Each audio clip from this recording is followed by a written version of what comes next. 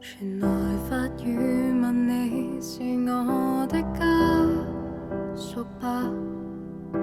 原來我已自那白浪之巔墮下，明明分開，為何打這號碼？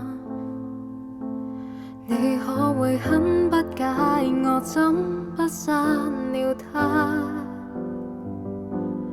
我知不該，但是不改，像某種流亡的愛，千里之外，聯繫還是依在。有沒有一絲半秒傷悲？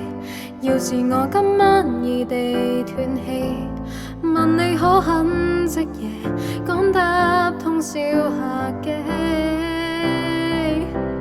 有沒有一絲半秒歡喜？在無人以後來煩住你，若覺得將這責任加諸很離奇，是我自私今世最後騷擾的人兒，只想是你。